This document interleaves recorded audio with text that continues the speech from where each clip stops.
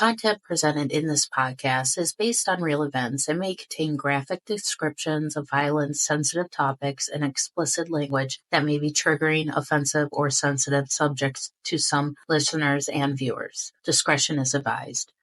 The purpose of this podcast is to explore and discuss true crime cases for entertainment and educational purposes only. This podcast does not intend to glorify or sensationalize crime, but rather aims to analyze and understand the complexities of human behavior and the criminal justice system. We encourage listeners to approach this content with empathy, critical thinking, and respect for the victims and their families.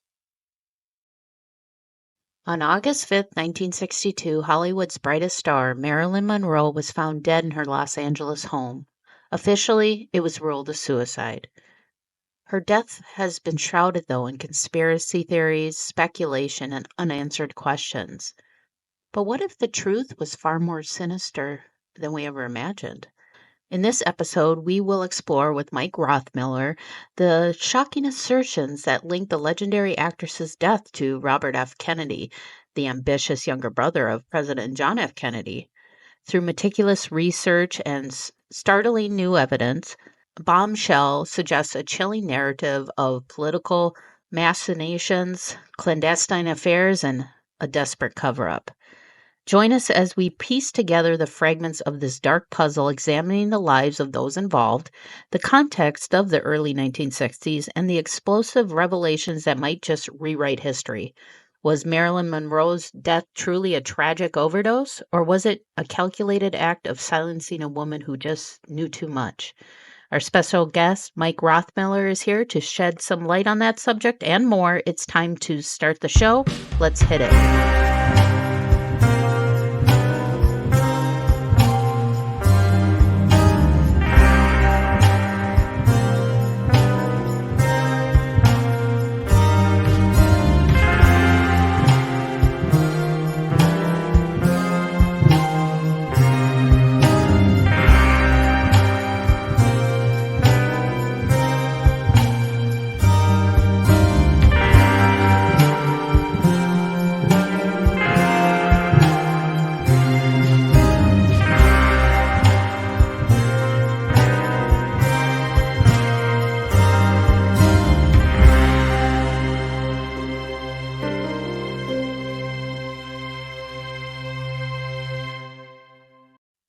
Hi, and welcome to another episode of Mysteries, Mayhem, and Merlot.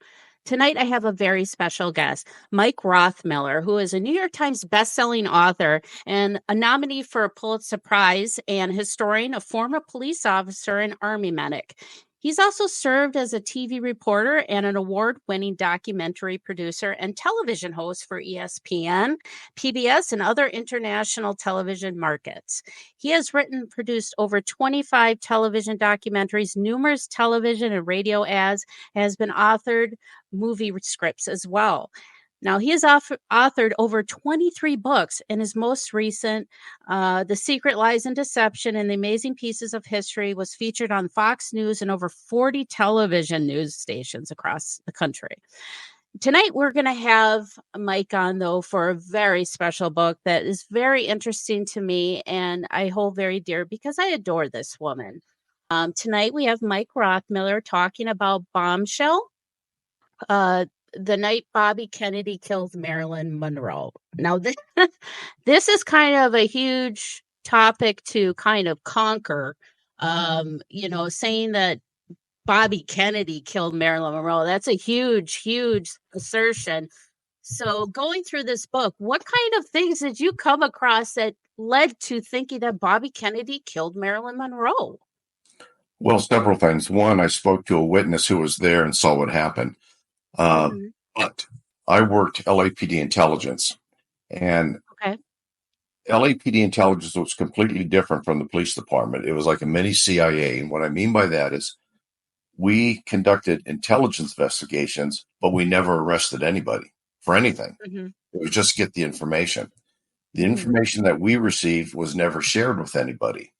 And in Marilyn's case, as in some other ones too, at her death, there was an intelligence investigation and the death investigation. The death investigation was handled by the homicide guys.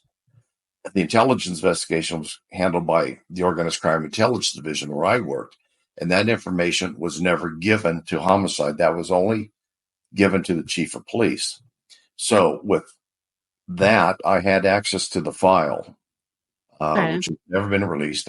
I had access to the files on the Kennedys, the intelligence files on the Kennedys, Peter Lawford, a guy named Freddie Otash, Marilyn. It goes on and on. Anybody wielded power, LAPD maintained an intelligence dossier on.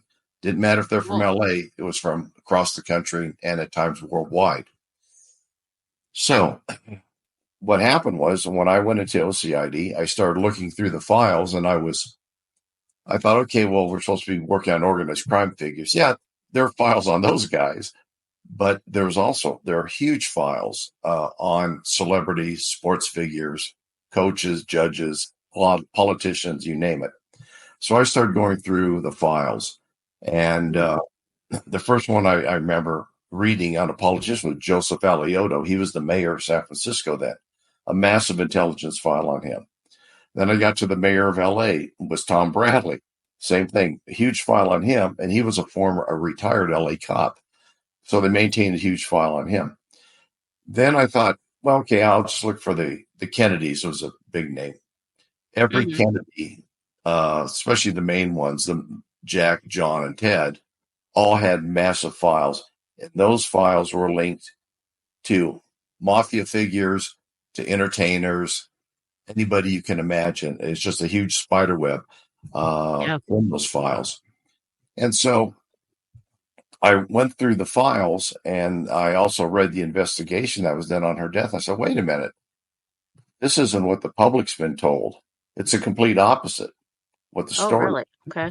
Yeah. And it's the same thing with the Black Dahlia. They had an intelligence file and I read that. It's not what the public knows, what actually happened. And so anyway, I went through that and I started going through all of the files on the Kennedys, on Marilyn, Peter Lawford, and so forth. Well, going through the files, I noticed there was a guy named Fred Otash who was mentioned. Fred Otash was a former LA cop. He became a PI, private investigator, and he would sell loads of information to the scandal sheets back then. And he was probably the highest paid private eye in the country at the time. So I read his file and I realized nobody had spoken to him in probably 20 years, which is strange because he was still around, still doing things. You want informants, you want to talk to people, learn things. So I called him and we developed a relationship. And the reason being is Fred would have 1 foot in the legal world and 1 foot in the criminal world. He was walking that tightrope all the time. I caught him with his feet in the criminal world at the time. Oh, okay. I got a hold of, we had a meeting and I just laid it out to him, said, hey, Fred, I know about X, Y, and Z. And boy, it'd really be terrible if the DA found out about this. But it's our secret because I'm just here to gather intelligence. I'm not here to arrest you or do anything. So Fred started telling me what happened, what he did that night, because he's the person who planted the bugs and the wiretaps in Marilyn's house and Peter Lawford's house. He was taking those recordings, and I asked him, well, what are you doing with them, Fred? And beyond listening to him, he already was on the payroll of the CIA, the FBI, and Jimmy Hoffa for the Teamsters. They all wanted information on the Kennedys. So he was piecemealing that information out to them. And also OCID had been paying him for quite some time too. And Fred was interesting because the conversation, I said, well, are you giving everybody all the information? And he said, well, of course not. No, he says, I'm giving the CIA very little, the FBI less. I'm giving Hoffa basically nothing because he said Hoffa was a hothead. He didn't want to get drawn into this. Hoffa would go and have a press conference. But he says, I'm giving OCID all the information. I said, why would you do that? He says, you guys are the hometown muscle. You can destroy me if you want to, which was true because he lived in LA. So anyway, we had several conversations through the time. And I asked him what he did, and I quizzed him about other things, make sure his memory was still sharp and he wasn't taking me off the trail, intentionally lying to me. Mm-hmm. So we did that, and he told me everything that he heard on the wiretaps, who hired him, and so forth. And then, it must have been about early 82. As a member of intelligence, we had access to all sorts of things people don't. And I had access to the Playboy Mansion. Anytime I wanted to go there, I could take people there. And so I asked my wife and a friend who was a major television producer, said, hey, you guys want to see the Playboy Mansion? They all jumped at it. Everybody wanted to go to the Playboy Mansion. Oh, right? of course. Why not? Yeah, more so than going to the White House. No, Playboy Mansion, yes. So it was on a weekend during the day, and we took him up there. And as the guy I knew, the head of security there, as he's taking us through the house when we first go in, he was describing what they're going to see and where he's going to take him. And I heard a TV playing in this room just adjacent to me. And so I just stepped over there. I looked in, and I saw this guy, it was a real small room, watching TV, just staring at it. And he looked at me, and I go, God, I know this guy, but from where? And then I realized, oh, that's Peter Lawford. Mm-hmm. He had long hair. He looked horrible. And he was drunk, quite frankly. And this was probably 7, 8, 9, 10 in the morning. And so I say something to him. I acknowledge him, and he says, yeah, hi. And took a business card, and I wrote on my business card, I want to call me. I shoved it in the shirt pocket, thinking this guy's never going to call me if he even finds it, if he even remembers me being here. Well, what happens about 6, 7 days later, the following week, I receive a message at the office that a Mr. Lawford called. And I thought, my goodness, he did call. He found the card. So I went to we didn't have cell phones then. And so I went to a payphone, plugged in all the quarters I had, and called him. And I said, yeah, I'm returning your call. And I said, do you remember meeting me at the Playboy Mansion? He goes, no. And I said, well, we talked very briefly. And I said, but I do want to speak to you about old Hollywood. I didn't say Marilyn or Kansas, about old Hollywood. I said, perhaps you can clear some things up for me that I know and I've learned about. And he goes, he's just quiet for a moment. He says, are you with the CIA? And I go, no, I'm with LAPD intelligence. Oh. And then I talked to him a little bit more. He brings that up again. He says, are you with the CIA? No. And I thought that was rather interesting, him just asking me that. Why, I don't know. But long story short, we arranged a meeting, and I met him in a public park and near the Playboy Mansion. And so I get there, and I'm waiting. I don't see him. I think he's going to be a no-show for sure. And then I see him walking across the park, looking around. He's obviously looking for somebody, me. And I get out of the car, and I go over and approach him, and I say, Mr. Lawford, I'm Detective so-and-so. I'm the one who spoke to you. And he looks at me, and I could tell he didn't recognize me because I said he was drunk the first time. Yeah. And he says, oh, okay. And I said, well, why don't we sit down at the bench? So we sat down, and he's just kind of staring at me, and he says, well, what do you want? And I could tell he was very nervous. And I said, well, I just want to talk to you about some old Hollywood stuff. And that seemed to ease his nerves a bit. And he said, fine. And I started quizzing him about old movies he was in, and just to test his memory and kind of lower his anxiety level. So we started going through all that. And so it was just an interview. It wasn't an interrogation then, just an interview. And finally, I get to the point after he asked me again if I'm with the CIA. And I said, no. And I said, okay, I want to talk to you about Marilyn Monroe. And I could see he sat up a little bit, and he got a little nervous again. And he said, well, what? And so I said, what happened the night she died? Because I said, here's what I know. and here's what I saw. I said, I saw surveillance photographs of you and Robert together going up to Marilyn's house. No question about it. I saw them. I said, I read the transcripts of the wiretaps that were on your phone and on her phone, and the bug planted in your house and the bug planted in her house. So I said, Okay. I want to know the truth. I said, just don't lie to me. And he says, oh, and he thought for a moment. Then he started talking about the story that was given to him, scripted for him when this happened about Oh, Marilyn's death. And I knew that because that was part of the OCID operation then. They okay. scripted it for him. And I just stopped him. I said, Peter, that's BS. I used different language, but I said, bullshit. I said, don't lie to me. I said, I just want the truth. And Yeah. he kind of got offended. He stood up, and I stood up confronting him. And I could tell he was angry and nervous. And so that's when it switched from an interrogation, from an interview to an interrogation. And Okay. you use different language, you're stiffer, you're tougher on them. And so I just laid it out to him. I said, listen, nobody knows I'm here, but Okay. I can let a lot of people know you and I talked about this. And I said, you know as well as I do, a lot of people are not going to like that. So I Yeah. said, you can either tell me now or run the risk of other people knowing we had this chat. And I said, I can promise you right now, you're not going to be arrested. You're not being investigated for a crime. Just want to know what happened. And he's just thinking from him. Then he sets back down, covers his face up. And I said, okay, now he's thinking. He's thinking all this through. And then he finally said, what do you want to know?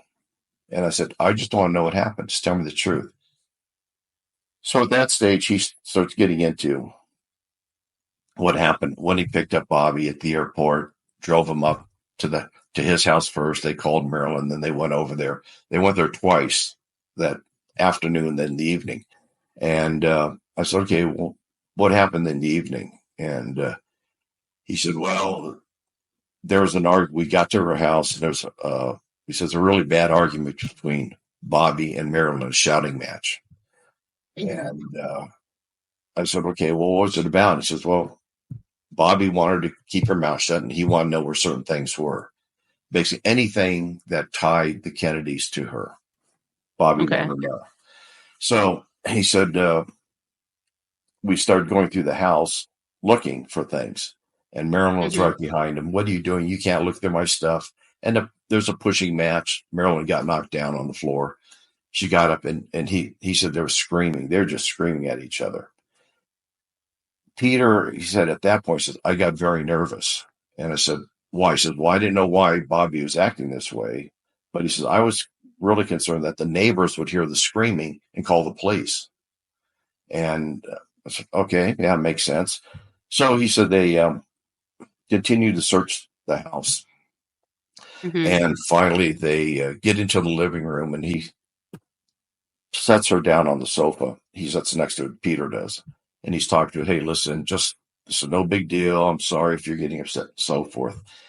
And he said he loses sight of Robert for a while.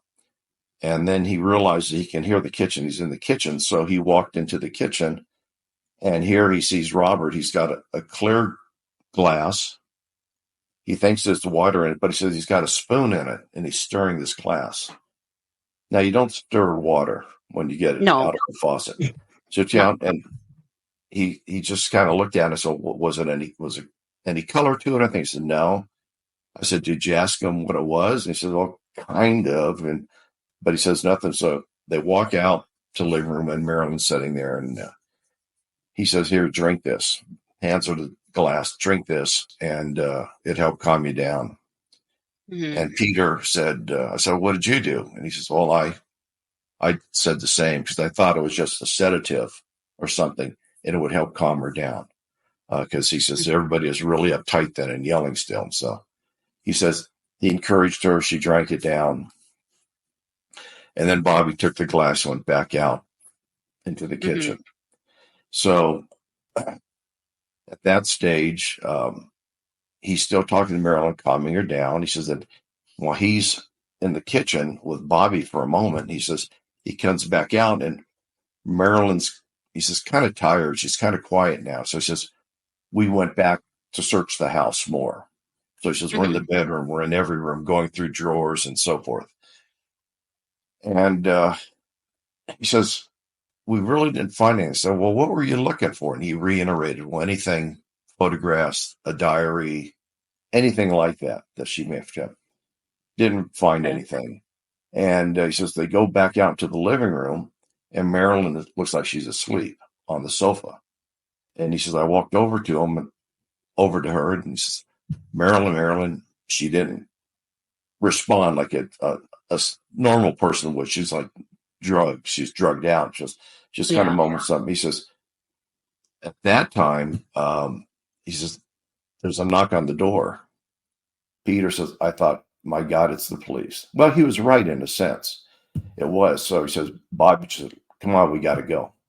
So they walk to the front door, he opens it, and there are two guys standing there in plain clothes. And he says, nobody said a word to each other. And just he said, we got to go. You got to get me out of here. To Peter. So they go to the car Peter's driving, they get in, and Peter says, I see these two guys walk in the house and close the door. And I said, at that stage, where was Mary? He says, Marilyn was still on the sofa. I said, okay. And he also said there's nobody else was at home the whole time they were there. So he's asking Bob, he says, who are those guys? He would tell him. He just said, let's go. So I started asking, I said, well, did you ever see one of those guys before? And he says, yes. And I said, when did you see him? He says, well, he's a cop. And he says he was always around when Bobby and Jack were in town. He was driving them around, acting as like a bodyguard. So yeah, I've seen him before. I said, do you remember his name? He said, no. So anyway, I threw out a couple names, and I threw out the names of the captain of OCID then, who was real close with the Kennedys, because I knew this from the reports already. It was him. And he goes, that's who it was. Yes. And so I said, okay, what happened? He says, well, I'm getting him out of there because he had to fly out secretly. And he says, I was rushing him to the airport, and a Beverly Hills cop stopped him. Then he took off from there. So anyway, as time goes by, I started looking more into the investigation of OCID, what they did. And I realized the guy that was there was the captain of OCID. I think I know who the second guy was, but since I'm not 100% sure, I've never mentioned his name. But they went in and they staged the house. And they moved Marilyn to another room, to the bedroom, and so forth. So anyway, I knew that was all nonsense. And also what I found in Marilyn's file at OCID was a copy of her diary. Remember, there's supposed to be a red book, a missing diary? Well, it was missing, but OCID had a copy of it. And when I was going through it, I didn't know what it was at first. I said, what is this? And then I started reading it, and then it was just a caption on it. On the cover sheet said, Marilyn Monroe's diary. And then the question was, how did OCID get a copy of it? Wow. How did it find its way into the file was my big question, but how did they get a copy of it? Which I could never figure out. Because even the cover sheet on that report was not filled out like all of them are. Like the hundreds of thousands that are in there, it wasn't filled out in the same way. So the only person that could have gotten away with that was the captain of OCID, putting in the files like that. So I'm looking at that. And also there's another guy who was handled, the guy named Neil Spott's a detective, and they're always handled the reinvestigations on sensitive deaths and homicides in and around LA. He handled a lot of them that I knew about. He was involved in the Natalie Wood death, like I was involved doing some investigation on that. But I was talking to him one day after we ran a surveillance, and said, Neil, what do you know about Marilyn Monroe and Lawford and Otash and all these people? He said, I know a lot. And I said, well, I know his main objective was gathering information on politicians. That's what he was assigned to do. And so he's sitting at his desk, and he opens a drawer, and he pulls out a manila envelope, like an 11.5 by 8.5, and he pulls out black and white photographs. He says, "Here, look at these." And I started looking at them, and I said, "Oh, these are surveillance photos of Robert Kennedy with Peter Lawford that day and that evening. Oh, They're under surveillance." And so I started going through those, and I asked him. He says, "Yeah." He says, "Yeah, the guys took those that whole day and into the night when he was under surveillance." And I said, "Okay, fine. Put those away, and don't really think much more about it, because I'm setting up another meeting with Peter Lawford. And what happens is I get ambushed at my house with a guy trying to assassinate me, and I never went back to work." And so about, maybe 6 months after I wrote my first book in 93, this was years after I left, I mentioned that LAPD OCID had a copy of Marilyn's diary. And I also made mention that there's a secret investigation into the RFK assassination, which is not the way the public thinks it happened. And so I read that. I put one little piece in there about that, and one little piece, like a sentence about Marilyn's diary. So I received a call from a guy named Jack Clemens. I had no idea who he was. And I said, "Well, okay, who are you?" He says, "Well, former LAPD." He says, "I was the first cop at Marilyn's house the night she died." And I said, "You were?" And he says, "Yeah, Jack was the watch commander of West LA, and he received the call, and he went up there." And I said, "Well, what was it like?" And he says, "Well, the whole thing was a huge cover-up."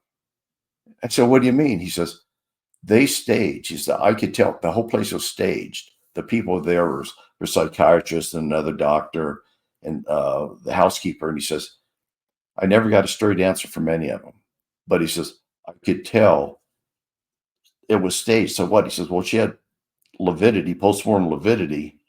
She was supposedly he says, I saw her in bed laying down, but she had it on her back, on her rear. You don't get that from the face." And so he's talking about that and the conversations that he had with the people there.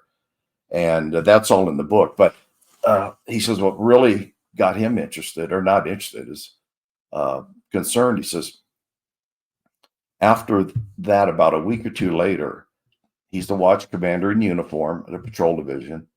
These two guys walk in, detectives, and they say, "Okay, we want you to initial these photographs." You never do that in LAPD.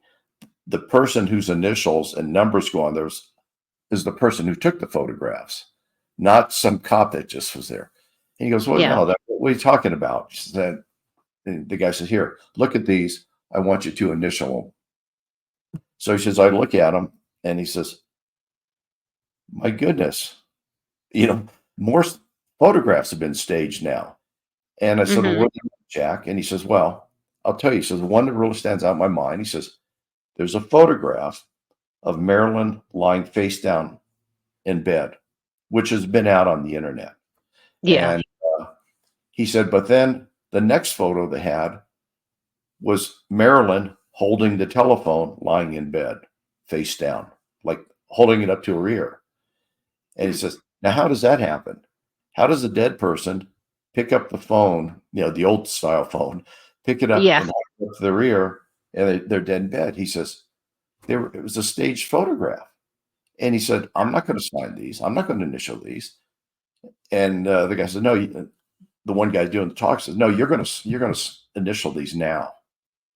And he says, "No, I'm not. And who the hell are you?" It was the captain from OCID there with the photographs, ordering him to sign them, initial them. And so he didn't do it. And basically, and then short time later, he ends up having a real pop LAPD, and they fire him. Part of keeping him quiet. Yeah. So all of that went on, and it tied everything together, because, like I said, this was years later, and Jack called me. I hadn't been on TV for some time, and that filled in the spots, the missing pieces to the puzzle. And so I met with him several times, many conversations. He never changed the story at all, the details, which I laid out in the book. And finally, I had him set up to do a major conference in Orange County, California, to lay all this out. Unfortunately, he passed away about 2 weeks prior to it. Oh, no. Yeah, but Geez.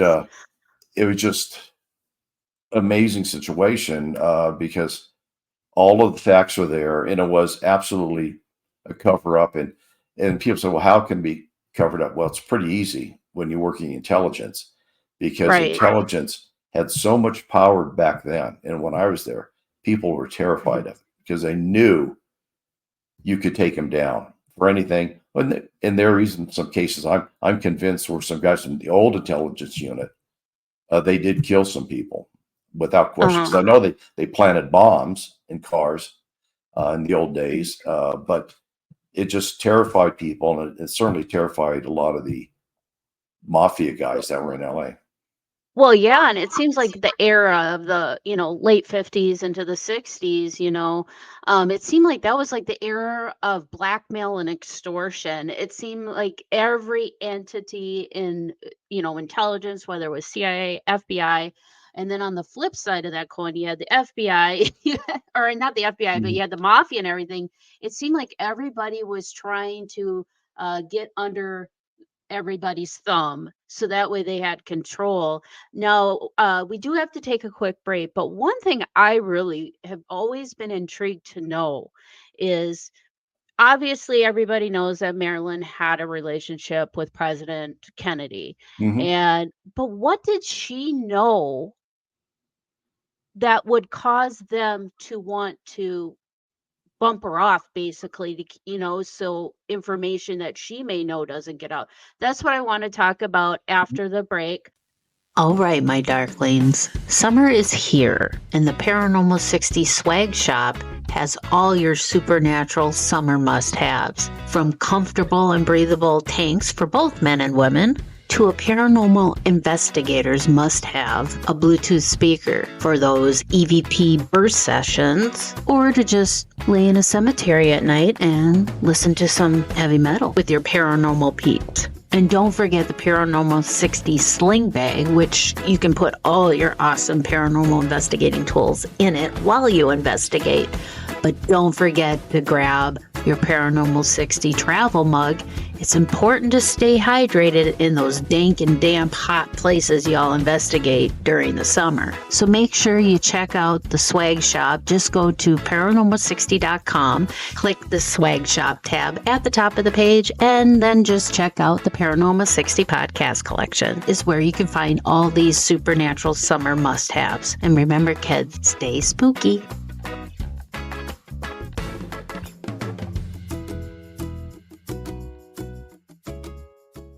Oh, my little darklings. Theater of the Mind, Tales from the Darkness is out, and it's available right now. And I would love for you to pick up a copy of my brand new book. You can get it on Amazon wherever you live in this great, big, wonderful world of ours. Or if you'd like to get an autographed copy and you live here in the United States, go to paranormal60.com. We have the standard copy, non-autographed, just $20. Signed copy, only $30. And not only do we have this book, but we have my other book, The Other Side. And right now I'm running a special. If you pick up both books, you can get both books for $40, both signed. Both will be shipped in one package for one price. So go check out all the information at paranormal60.com. The Other Side, A Teen's Guide to Ghost Hunting and the Paranormal, which is a guide on ghost hunting and the paranormal. Or you can get Theater of the Mind, Tales from the Darkness, real life encounters with the supernatural. And not only are they some of my all-time favorite stories from you, but there's a few of my favorite stories that have happened to me in the book as well. So go check it out, paranormal60.com, to order your copies, or you can buy copies wherever you are in the world that are unsigned at amazon.com. And I'll ask you this. Many of you have supported me in buying this book already. If you could just take 30 seconds to rate and review this book on Goodreads or on amazon.com, I would greatly appreciate it, because the more we get of good ratings and reviews, the more they expose this book to a wider, bigger audience. So I would appreciate that as a personal favor to me, your pal, Dave Schrader. The Oregon Bigfoot Festival and Beyond is back and bigger than ever at Oaks Amusement Park, Saturday, June 29th. Meet Bigfoot hunters like Ronnie LeBlanc of Discovery Channel's Expedition Bigfoot and Paranormal Caught on Camera, and paranormal investigators like me, Dave Schrader of the Holzer Files and the Paranormal 60 podcast. Join us for a day of family fun celebrating Bigfoot, ghosts, UFOs, and everything beyond. You never know what you'll find. Don't miss the Oregon Bigfoot Festival and Beyond, Saturday, June 29th at Oaks Amusement Park. Get tickets today at OregonBigfootFest.com. OregonBigfootFest.com. The Oregon Bigfoot Festival. Oregon Bigfoot Festival.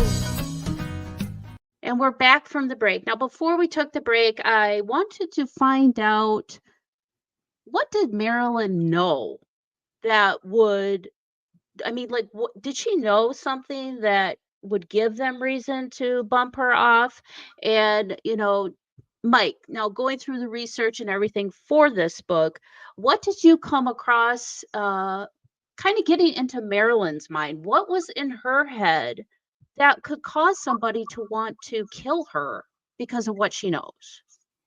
It's interesting because it's from everything I read, all the intelligence and so forth, speaking to people, it's not what people think.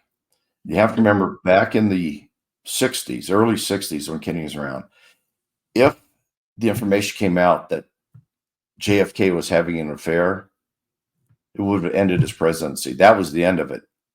Today, nobody cares. Back then, people cared. And also, it would have taken down his brother because his brother would have come up. But what happened is she, for a better term, was being tossed aside by both of them. JFK had a relationship with, matter of fact, I talk about in the book, she wrote in her diary about having sex with JFK, what type of sex and everything. And it was detailed. And so I kept notes on that. And what happened, JFK was moving away from her, didn't want to have anything to do with her anymore because she was starting to call the White House. And then Robert was sent to calm her down. Then he starts having an affair with her. Same thing happens. She starts calling the AG's office after that. And a friend she had, it's all in the book, he calls her and she's talking about going public, holding a press conference and laying them both out.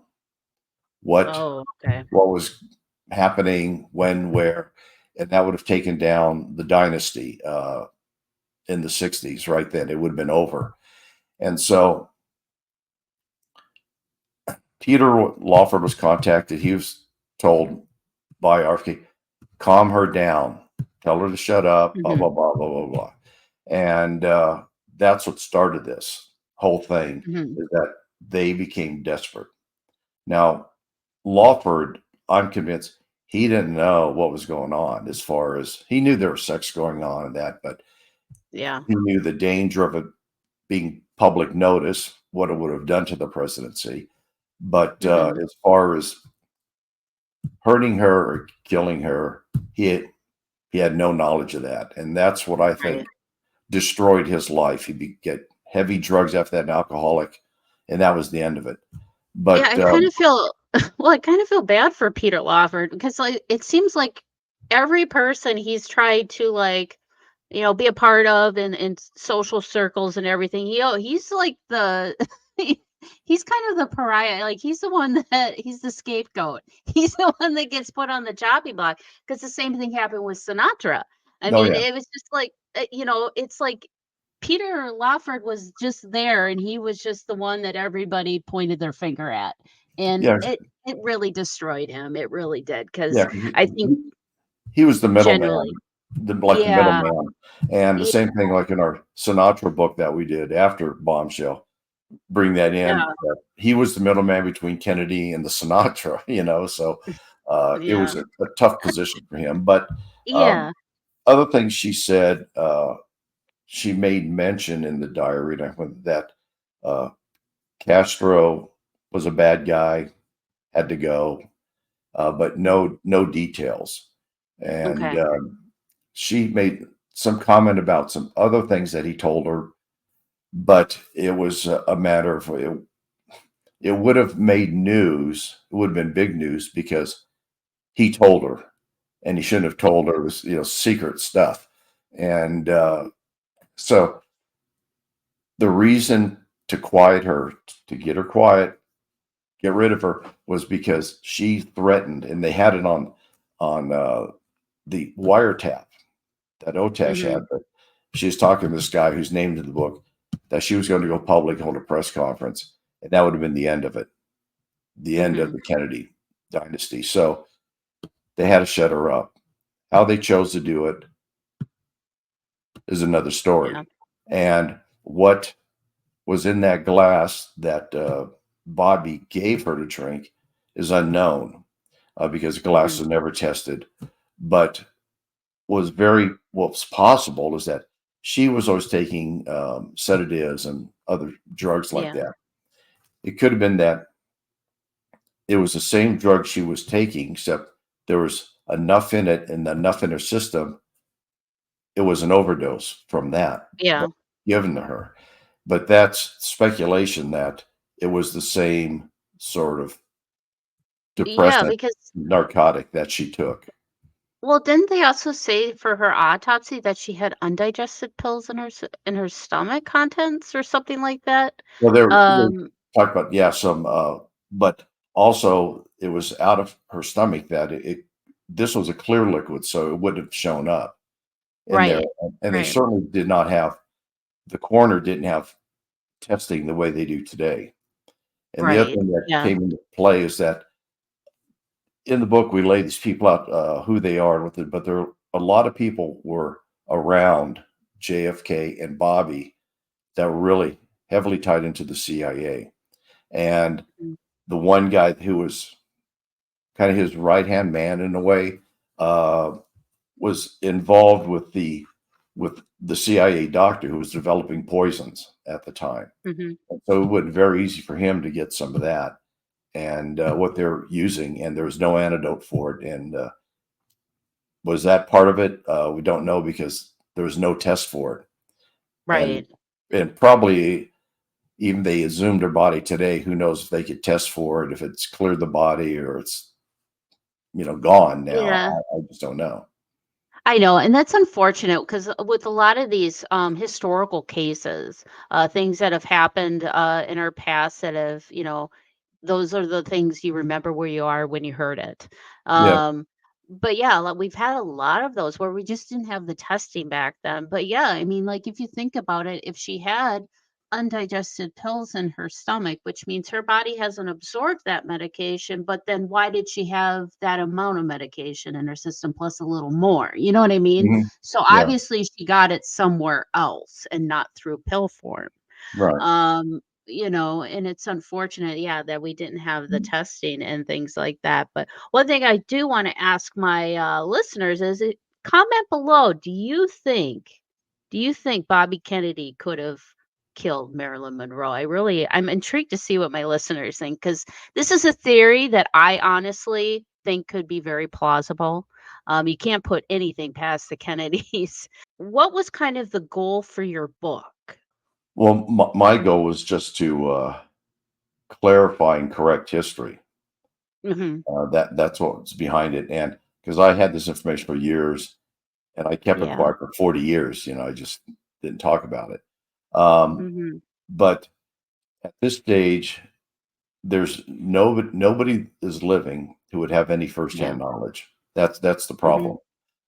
Any evidence was destroyed years ago. The only potential is another autopsy on Maryland looking for various drugs, exotic drugs that the CIA was manufacturing then.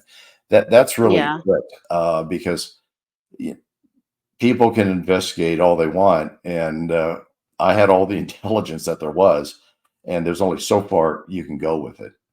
And unless you Right. can speak to somebody who was there, like I spoke with Peter, Mhm. you're just not going to get the inside information. And that's Right, and yeah, I tell you, you were fortunate to be able to sit down with Peter Lawford and discuss this because I almost feel like he became a recluse. he It was did. like he shut down, and I'm shocked that he did speak with you. Because I felt like he became a recluse because he felt like no matter what he's gonna do, he's gonna screw something up, and his head's gonna be on the chopping block. And I'm kind of Mhm. shocked that he survived it all too, with What was everything going on between yeah, Sinatra, the Kennedys, and all that. yeah, between the Kennedys, actually, that became his downfall. The same Yeah. thing through Sinatra, the Kennedys again. But what I found interesting when interrogated Peter is that over the years, I interrogated a lot of people for murder Hmm. and a lot of mob guys and so forth. Yeah. And a few times you could see the person, they've been carrying this burden for years. Hmm. And you just give them at the right time, the right place, the right question, and apply the right pressure. And they break down and they just open up and let it flow. Hmm. And it's like they're unburdening themselves. And that's what I saw in Peter because he started to cry when he started Oh. laying all this out. And I'm going, okay, here it comes, because I could see where he was going, and that he was Hmm. unburdening himself with this, and he just laid it out, and tears are coming down his face. And I felt sorry for him because I realized he had been carrying this burden all of those Hmm. years, and that Right. destroyed him. It literally did destroy him. And so I I actually felt bad, and I was kind of burned out after I spoke to them. Oh my God, Yeah.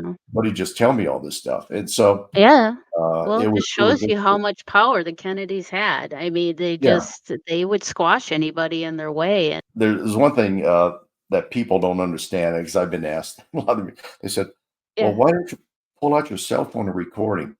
We didn't have cell phones then. There were no cell phones, and we had one tape recorder, no CID, and it was about this big. Right. All right, and same thing. The cameras, we didn't. It was a regular camera, and the reason being is that one, when we spoke to anybody, uh, Hmm. we were there becoming informants. And the last thing any mob guy or some crook's going to talk to you about, if he sees you have a tape recorder, he's not going to talk to you. And No. I was patted down many times when I would go Hmm. talk to some high level mob guy or some politician that was in with the mob. They go, "Well, let me pick up your shirt." So I'd pick it up, and they'd turn around, Hmm. or they want to make sure I'm not recording anything. And Right. so that's what we never recorded anybody, because if you were caught trying to record somebody that, Hmm. they will never speak to you again. It's the end of it. Right. Yeah, And you get same thing with blacklisted. trying to take their photos. It just was, we had surveillance photos of telephoto lenses from people, but if you said, "Here, let me take your picture now," that was Yeah. the end of it. Okay, so with the book Bombshell, is there anything projects coming up that are tied with Bombshell? And then we're definitely going to have you on for the follow-up book, the Sinatra book, which you have some new information going on with Frank there. So with Bombshell, though, do you have any projects or anything that's in the works or anything that may come to light that you would like to add in later for an additional edition of the book? Well, yeah, it's basically couple of weeks ago, we finalized a deal with a major actor and her management company. They acquired the TV and movie rights to the book. And so they're starting to move forward on that now. Thank you so much for your time today, Mike. This was very fascinating and very enlightening to know how much power even political people have and the inner workings and how they can delve into the nether regions of the crime world. And for some reason, they still come out on top smelling like roses, which is Right. not fair. But so, where can people find more information on more books that you have done? Do you have a website? No, no, just Amazon would be the place to go. And Barnes and Noble, they also have, I think they carry 14 to 15 of my books, but Amazon is Okay. the place to go, because uh, 2 weeks, well, yeah, about 3 weeks ago, we came out with a book on JFK, in the family. And Ooh. that was after the Sinatra book. Now we're doing a book on another major worldwide icon that will shock everybody more so than Bombshell. Oh my gosh, you're going to be my go-to guy for my show. You're just going to keep on bringing me good content, and I love it. Well, I will put a link up for your book, Bombshell, in today's program guide, but please rate and review the books, people. It helps these authors get these books out and being seen more when people search for these books. That way, what you like, people can actually see and know it's out there. So please rate and review. There will be a link in today's program, a program guide for that. Well, thank you so much for your time, Mike. It was a Sure. pleasure, and we're definitely going to have you on in the future for whatever Rat Pack person you got or presidential candidate with corruption and conspiracy. I love it. It's my jam, and I can't wait to have you on again. You're welcome. It was a pleasure. Now, we've journeyed through the glitz and glamour of Hollywood and peered into the halls of political power and unearthed the disturbing possibilities about one of the most iconic figures of the 20th century. Now, Bombshell, the night that Bobby Kennedy killed Marilyn Monroe, offers a provocative and controversial narrative that challenges the official story that we've been told for decades, right? Whether you believe in its conclusions or not, it forces you to reconsider the fragility of truth. Marilyn Monroe remains a symbol of beauty and talent and tragedy. Her life and untimely death continues to fascinate and mystify us, reflecting the darker side of fame. Thank you for joining me on this investigation. Now, if you like this episode, please comment, review, like, share this episode. That way it can be seen by more people like yourself that love true crime. Please follow me on social media. You can check out all my links in this program guide for today's episode. That way you can keep up with updates, maybe guest suggestions, anything like that, or you can directly message me there as well. You can also email me at mysteriesmayhemandmerlot@gmail.com. I'll see you next week. Thank you for listening to Mysteries, Mayhem, and Merlot. I am your host, Winnie Schrader, and until our next case, my fellow armchair detectives, stay safe, stay vigilant, and stay aware. I'll see you next week right here on the Paranormal 60 Network.